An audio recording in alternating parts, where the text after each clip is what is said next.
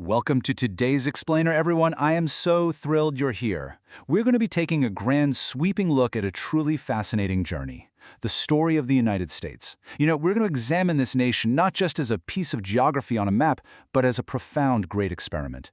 It's a story defined by incredible soaring highs and honestly some devastating, tragic lows. By looking closely at the history, the timelines, and the direct accounts, we're going to see exactly how an isolated wilderness transformed into an absolute global titan. So let's dive right in, shall we? Let's kick things off with a question that kind of challenges a very common myth. Did Christopher Columbus really discover a new world? Well, back in 1492, Columbus set out looking for a faster trade route to Asia. He was specifically hunting for spices. Spoiler alert, he didn't find those spices. But what he did find, or rather what he realized the land held, was gold. Historians and European powers were quick to dub this the New World. But as you'll see in just a second, that label is entirely a matter of perspective. Because to really understand the Americas, we have to zoom way out and look at the sheer scale of time. The reality is, humans had already arrived here roughly 20,000 years earlier, literally walking across the Bering Land Bridge. And these original inhabitants, they weren't just surviving, they were absolutely thriving. Long before any European ships showed up on the horizon, indigenous peoples had built complex, incredibly advanced societies. The Mayans developed celestial mathematics that were way ahead of European science at the time, and the Incas engineered breathtaking wonders like the fortress of Machu Picchu. They had already been there for millennia, but across the Atlantic, that glint of gold had been spotted. And that glint of gold, it basically opened a blood-soaked door for Europe's great powers. In just over a century, the dominoes of early colonization rapidly fell. We jumped from Columbus in 1492 to the very first British colony at Roanoke in 1585, and then to a deeply dark milestone in 1619, the arrival of the first African slaves in Jamestown. In just over 100 years, the whole foundation of early colonization was mapped out. But this was a foundation built on hunger, disease, intense struggle, and the planting of a deeply rooted seed of division that would eventually tear this new country apart. Actually, let's pause for a second on that first British attempt at Roanoke in 1585, because the birth of America was definitely not some immediate joyous celebration. It actually began with a haunting mystery. When a relief mission finally arrived to help the struggling settlers of Roanoke, they found an entirely empty settlement. Not a single soul was left. The whole colony had just vanished into thin air. The only clue they left behind was one single word carved into a wooden post, Croatoan. To this day, the lost colony remains one of history's most chilling cold cases. Crazy, right? Okay, so as the colonies finally took root and started to grow, so did the financial demands of the British Empire, especially after fighting some really costly wars. Britain began imposing heavy taxes on the American colonies, and this brought about a rallying cry you've probably heard: no taxation without representation. But it is absolutely crucial to understand that this was not just a catchy political slogan. It was the very real, very loud echo of a coming rebellion from colonists who felt they were being totally stripped of their fundamental rights. Well, that tension finally snapped on the cold morning of April 19, 1775. A single shot was fired at Lexington Town Green. Now, who pulled the trigger? No one knows for sure.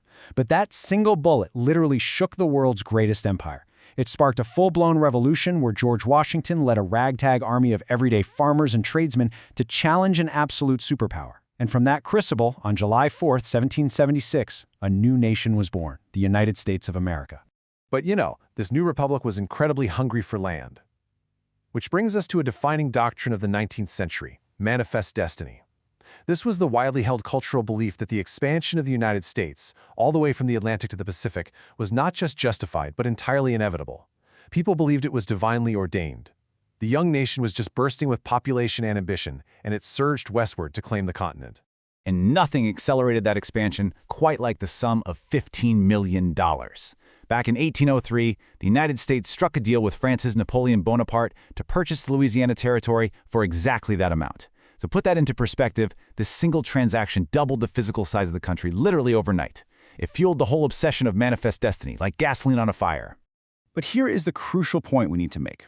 While massive amounts of land were gained, there was an unimaginable human cost: 15,000. As America surged westward, native populations were forcibly and often violently uprooted from their ancestral lands. During the tragic forced relocations, most notably the Trail of Tears, it is estimated that 15,000 Native Americans perished from cold, disease, and absolute exhaustion. It's a stark, Devastating reminder of the lives destroyed in the name of continental expansion. So land was conquered, yes, but a fire was rapidly smoldering right within the nation's own borders. The institution of slavery created this deep, unbridgeable ideological fracture.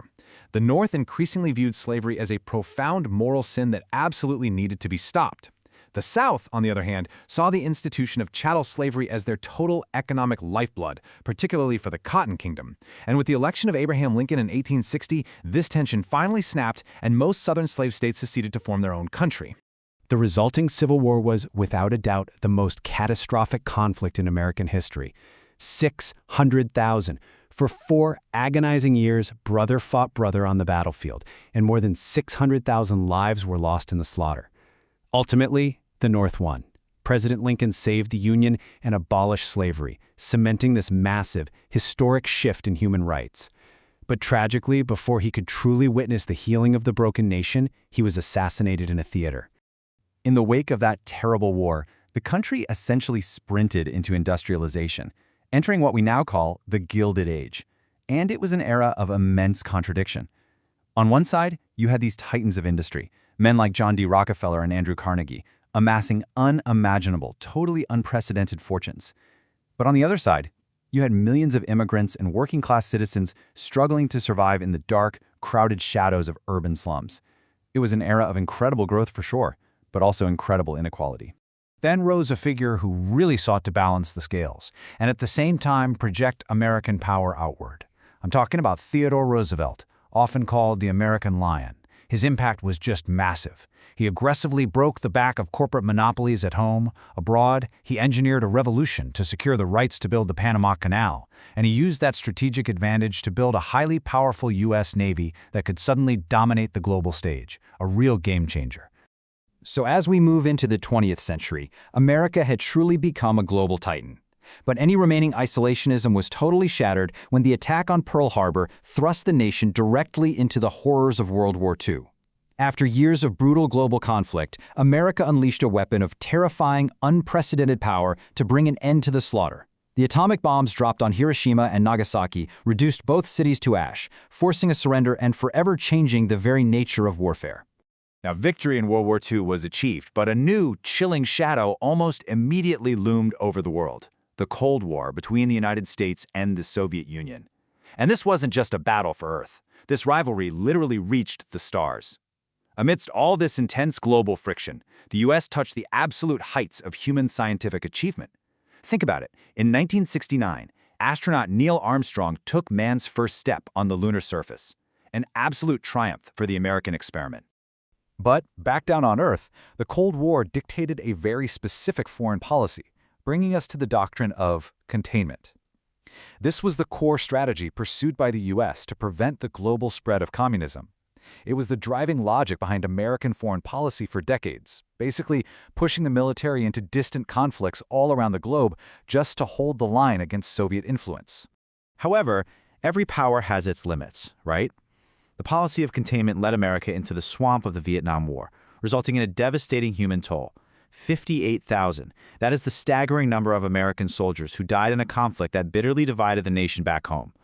Vietnam left a deep, painful wound on American pride.